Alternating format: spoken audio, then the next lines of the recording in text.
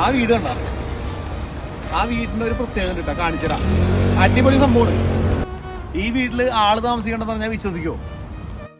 ഈ വീടിന്റെ ഉള്ളിലെ കാഴ്ചകൾ കാണേണ്ടത് തന്നെയാണ്. കാണണ്ടേ? നല്ല അടിപൊളി സംഭവം ആ വീട്. വാ. ഫ്രാൻസിലെ ഒരു ടൂറിസ്റ്റ് പ്ലേസ് ആണ് ഈ കാണുന്നത്. ലക്ഷക്കണക്കിന് വിനോദസഞ്ചാരികളാണ് ഇവിടെ ഡെയിലി വന്നുകൊണ്ടിരിക്കുന്നത്. ഈ ഒരു വീടിന്റെ കൺസ്ട്രക്ഷൻ രീതി തന്നെയാണ് നിരവധി ടൂറിസ്റ്റുകളെ ഈ വീട്ടിലേക്ക് ആകർഷിക്കുന്നത്. ഒരു വീട്ടിൽ താമസിക്കാൻ ആവശ്യമായ എല്ലാ വസ്തുതകളും ഈ വീടിനുള്ളിൽ സജ്ജമാക്കിയിട്ടുണ്ട്. എർവിൻ വേം എന്നൊരു പ്രശസ്തനായൊരു ആർട്ടിസ്റ്റ് ഉണ്ട്.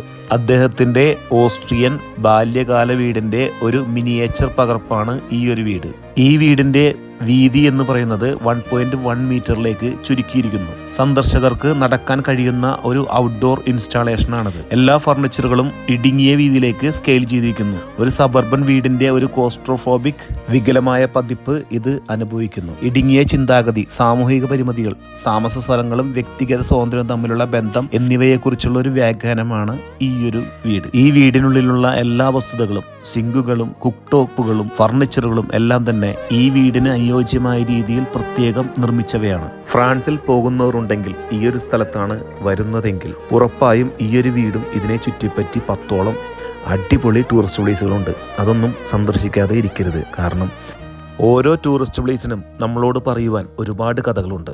അതെല്ലാം നമ്മൾ അറിഞ്ഞിരിക്കണം. ഈ വീട്ടിലുണ്ടല്ല അന്ന് ആള് താമസിക്കല്ല.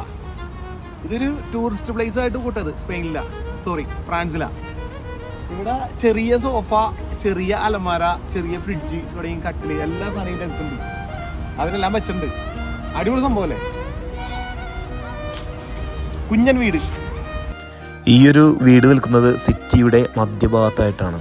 ഈ വീടിന് ചുറ്റുമുള്ള ബിൽഡിങ്സ് കാണാൻ തന്നെ വളരെ ഭംഗിയാണ്. ഒരു വട്ടമെങ്കിലും ഫ്രാൻസ് വരുന്നവർ ഇവിടെ വരികയാണെങ്കിൽ നിങ്ങൾ ഉറപ്പായും പിന്നീടും ഈ ഒരു സിറ്റി സന്ദർശിക്കാതെ പോവില്ല. കാരണം ടൂറിസ്റ്റ് പ്ലേസുകളെല്ലാം തന്നെ അടുത്തടുത്തായിട്ടാണ്. നമുക്കൊരു 10 കിലോമീറ്റർ കൊണ്ട് നമുക്ക് എല്ലാ ടൂറിസ്റ്റ് പ്ലേസും അത്യാവശ്യം കവർ ചെയ്യുവാൻ കഴിയും. മസ്റ്റ് വിസിറ്റ് എന്നോ മസ്റ്റ് ട്രൈ എന്നോ എന്ത് വേണമെങ്കിലും പറയാം. കാരണം അവിടെയുള്ള ഫുഡായിക്കോട്ടെ സ്ഥലങ്ങളായിക്കോട്ടെ എല്ലാം അതിമനോഹരമാണ്. അടിച്ച് പൊളിക്കാൻ പറ്റിയ ഒരു സ്ഥലമാണ് ഈ പറഞ്ഞ സിറ്റി.